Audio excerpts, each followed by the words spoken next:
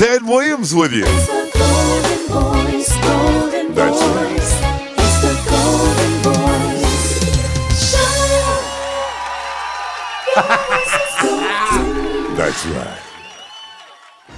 Hey, everybody. Welcome to another episode of the Golden Voice Show. Ted Williams here, the man with the God-given golden voice. We're going to have a lot of great things to look at today and a lot of great things to talk about. Having a good time with you. I love you. Keep joining, keep commenting, keep sharing, all of those things. They mean a lot to me, the man with the golden voice. Before I start, I want to thank everybody for their well wishes. This past Wednesday, which was September 22nd, the golden voice celebrated its birthday. And to make a long story short, I want to thank you all for your comments. First, I want to get to this. I love egg drop soup, and my children's mother, who I had taken out, she liked Chinese food too. She likes the fried rice. That's about as deep as she got. She wanted to taste my soup, and she's never asked me to taste my soup. So I got a nice little spoonful and reached to go put it under her thing, and she said, "Oh, hell no, look, there's a roach in there." So they do have little pieces of mushroom, and I was in the soup. It's like a little garnish or whatever. And I looked at it, and sure enough, it was a floating little roach in there. I thought was a little piece of mushroom or something. And I looked in there, and I said, "Hey!" I went off. I was drinking back then, so I was a little tipsy. I went off, got the guy. Now, this is the killer part of the whole story. The waiter comes over, and he views it as as a situation with an insect in my food. But dig how he passes it off. He goes in the back and comes back and says, "Oh, Orkerman, Orkerman, Orkerman." And I couldn't make out what the hell he was saying. Lisa, my kid's mother, on the other hand, perfectly made it out. And I'm listening. I'm Orkerman. What's the Orkerman? He said, "Orkin Man has come." And just the idea of him trying to pass that off to me like, "Oh, it was the Orkin Man, no problem. You liable to see a roach in the rest of this shit." You know what I mean? No problem. We just had the Orkin exterminator come in here. Yeah, you lucky you didn't see. Man, I went ballistic. Now, here's my way of trying to get something for free. I said, "Man, you're going to comp this whole dinner. You know, this, that, and the, oh, no pay, no pay, no pay. I get you some more." And in the process, Lee said, "I ain't eating. I'm leaving." She got up and left because she thought the man spit in there or something because I made such a commotion about it. Orkerman, he was really trying to make me feel that it was okay. The roaches is cool because the Orkerman just left. First, I want to get to this. These are some hilarious interviews, television news interviews at its best. You know, I always go through the internet and I look at Facebook, I look at TikTok, I look at the History Channel, all of those things, Nat Geo, and I love me some Animal Planet. I thought this was very humorous, interesting and all. But right now, this little boy, he reminds me of little Spanky. This is little Spanky. Because I'm a kid, and apparently Grandpa just gives me a remote after we watch the Powerball. I don't know what the hell. Tell me about the ride. What did you think about the ride? Well, it was great. Why? He said the ride. Because apparently you're spinning around, and apparently every time you get dizzy, Yeah. that's all you do is get dizzy. And I've never ever been on live television. I never ever be on live television. Yeah, and apparently I only went down the super slide. He said and apparently I only went I down was the scared super half slide. to death. Man, them jokers was big, size of a quarter, doggone. It said kapooyah, kapooyah. And the boy that hell just came in. I opened my door and I looked out my door and started hitting me in my head. I took out running, ran to my restroom, and then I called my mama to see was she all right. Can I ask you, if you won all the money, what would you do with it? Bunch of hookers and cocaine. We were hoping for a different answer. That's probably not the answer that we're looking for. I told you it was funny. Yeah, you know, this just reminds me, to be honest with you, it reminds me of when I put a microphone in someone's face and how they just want to get everything that they could possibly think of in the moment of either the question or the fact that they know that they ain't going to get this opportunity, no time soon, and so they just try to get it all out there. But some of these antics are something else. People, I'm not bashing Joe Biden. I just wonder, as that person just expressed, do they think? Does he think before he speaks? Or does his aides give him any hint that what he's saying is just not, quote unquote, and no pun intended, politically correct? So here we go. This is a goodie. This is a goodie from the start. Let's begin. Vital part of preparing for hurricane season is to get vaccinated now. Cocaine is a hell of a drug. 1, 2. 2. Are you stupid or something? Look at that. Look at that. Oh. That's my baby. All men and women created by go. You know the thing. or the neighbor, or when you go to church, or when you're. My God. You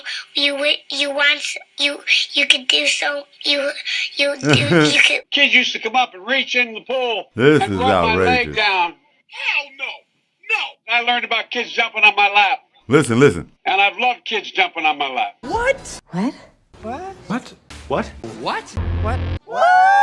What grown-ass man, let alone the commander-in-chief of the United States of America, talking about, I love it when kids just pop all over my lap. Joe Biden, get it together. I didn't vote but one time in my adult life, and that was when when Donald Trump and Hillary and all those Ted Cruz and all those people that dropped out of the race. What was our black man's name that he ended up calling a piece of trash? You know who I'm talking about. Ben Carson. That's when I voted for Hillary because, hey, we made history by having a black president, an African-American president. I wanted to see Hillary win to be the first woman president. Another historic thing. Donald Trump, listen, bless his man's heart, he gave me a shot at moving in for a 1-year lease when all of this first happened to me in 2011 at a Trump Towers facility. Now, that was great. I didn't do it, for whatever reasons. If they'd have said Hugh Hefner invited me to live a thing in the Playboy Mansion, that'd have been on it. I'd have lived there for a year. But Donald ended up being a damn nut. So now we went from nut to Buckeye. When kids just feel it. If I'd have said that, believe me, I'd have got kicked off of the podcast or many other things talking about, I love kids jumping up and down. Listen, all I did was dance on TikTok, and they said that it had sexual content and it was activity, sexually connotated. That's not correct. We're gonna talk about some things that are very meaningful to me, and one of them is I want to explain to you how early in my life that I was hurt, I was disappointed, I was abused, and a lot of other things that kind of carried me through life in not the most favorable way. The worst thing that's ever happened to me, I was a kid, and my parents, my father worked for Eastern Airlines, and if I was to say the worst thing that's ever happened to me was a experience that I had down in Jamaica. I didn't know anything about child abuse or anything like that, but this guy asked my parents, could he show me the island? And I was about 7 or 8, or maybe I wasn't 11, but anyway, the guy took me all around the island on a little moped, a little scooter or whatever, and he showed me areas that normally tourists and people visiting wouldn't see, the all over. And we were on the beach, and he approached me by touching my genitals, and he kissed on me. He kissed on my hands and my arms, and I was like very tense and everything. And I'm thinking, oh, wait till I get home, I'm gonna tell my dad and everything. And so I said, stop, and he pulled my swimming trunks down and kissed on my dee-dee. And that affected me for a long time. He didn't penetrate me or nothing like that. And he brought me back, and my father said, thank you, did you? And then they looked at me and said, did you have a good time? What did he show you? Where did he take you? And I just couldn't bring myself to say, because of me not knowing their reaction, and I was very young, and what could I have said? He kissed on my dee-dee.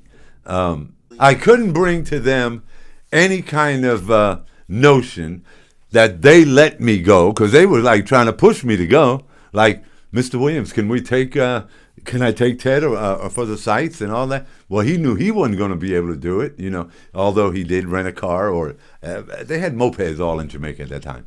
So he wasn't going to do it. He's busy riding my mother to the restaurant or shopping or something. And so I guess he figured, well, it wouldn't be no problem. This guy's not going to do nothing crazy. We've got tourists. He's not going to do nothing. He lives here. As a matter of fact, he was a concession manager at one of the big hotels there. And like I said, he put me on one of them little things on the beach. I sat on it and would listen to the waves. That was exciting, in itself. And he picked up a couple shells, and when he picked up a couple shells, he laid down beside the little thing I was sitting on, and he rubbed my leg, and I'm tense as hell, and I didn't know how to say, what are you doing? And then I said, no. And then he just said, shh, like that. And then he just pulled my shorts down and did what he did, And I did know enough to know that wasn't right. So what do I do? Are they going to arrest that man now? Am I going to be on the news? Those kind of things. Where will this go if I say, Mommy, he tried to kiss on my private parts, my dee-dee. That's what we call it. Dee-dee, boobs, and your ass is a bunkie. But yeah, so, I'm just thankful that he didn't roll me over or something, because I was too young to fight the man or scream, you know what I'm saying? So none of that happened. Do you think it's important to talk about? Yeah, you know what? I've had psychiatrists in the military, and a few, remember guidance counselors? They used to act as somewhat of a psych, or you always told. I've had a few psychiatric therapists. And did you ever have anything? Tell me everything that you've ever done sexually, and how old were you? But I've never told him that man kissed my dee-dee, because that seemed like that just would have put a tag on me, Do you think that he took your innocence away? Yeah, because I was very, very sexually promiscuous at that point, and he took my trust.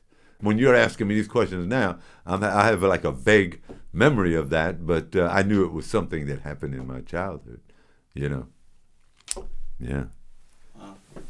And that was the first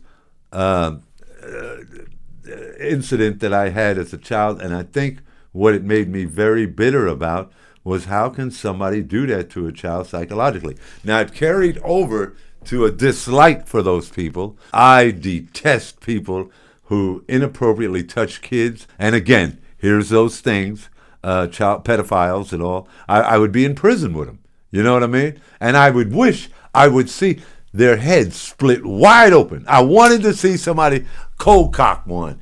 I went around, once I found out that there was a pedophile in the pod, I would go and snitch them out to the guys that's in my population, I would say, you know what that dude is in here for? Touching a little girl or touching a boy, you know what I mean? What he they would call child molester or a tree jumper, rape and all that. Oh my God.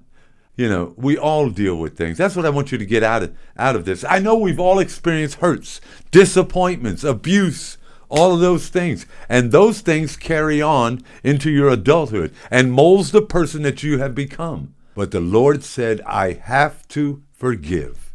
I have to. And I do for the moment. That's what I can't understand. Just as wholeheartedly as I pray to God to forgive them, and the Lord touches me again and says, I thought you yesterday forgave him and you let it go. It's hard when you say to someone one day at a time. There's so many other things that encompass sobriety, forgiveness, our life, our outlooks, our hopes, our dreams is all one day at a time, because tomorrow it could change like that.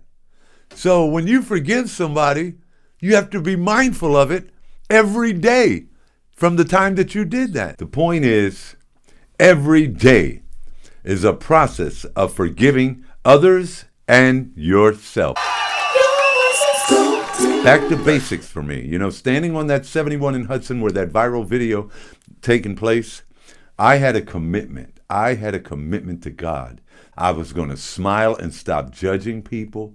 I was going to make people feel like their money was worth it, you know, because not too many able-bodied people or workforce people think anything strong about able-bodied men and women now who stand on exit ramps holding signs begging for money. And again, I've heard everything from, get off the corner, crackhead, nigger, get a job. I got 2 jobs, you can't get one? I ain't giving you crap. That was just for my mother. You can only imagine what other people said.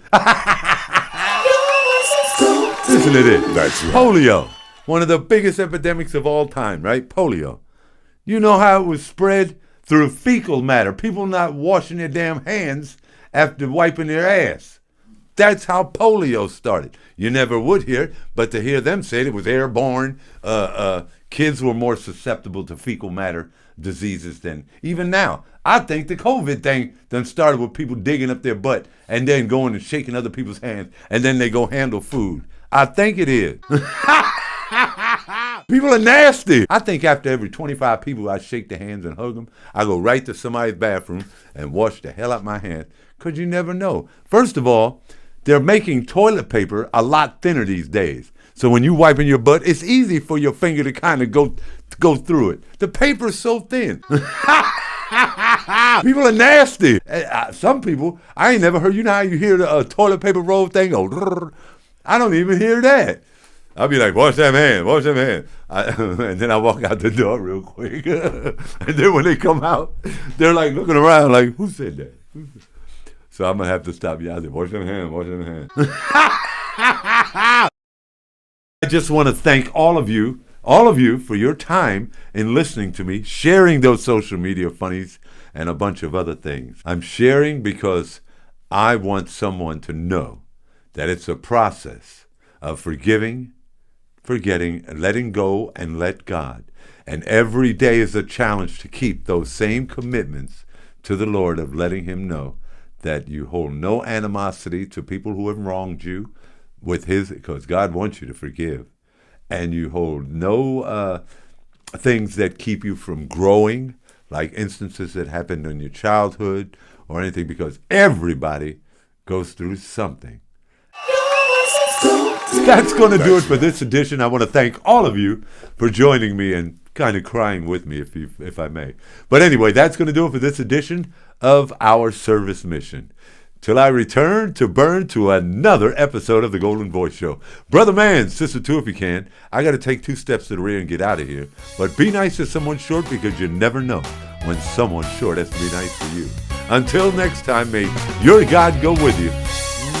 I love you. Thanks for joining the man with the God-given golden voice, the Golden Voice Show. That's right. Be let me know when you're ready now. Yeah, we're ready. Yeah, say and spell your first and last name, please. But what you want me to start off? Say and spell your first and last name, please. What? Say and spell your first and last name. Okay. They call me Can Man. Okay. All right. What's your real name? Ozell Gary. Okay, will you spell your first real name? Huh? Spell your first last name. You can't read? My name is Ozell Gary. Okay, well, I need to know how to spell it. Well, I just letting you know. I'm down here from Detroit, Michigan. Okay. I born and raised here. Okay. I lived here 33 years. I thought things might would change, but I see it ain't changing no more. Can I get you to spell your name for me, please? O-Z-E-double-A, I just told you. That's right.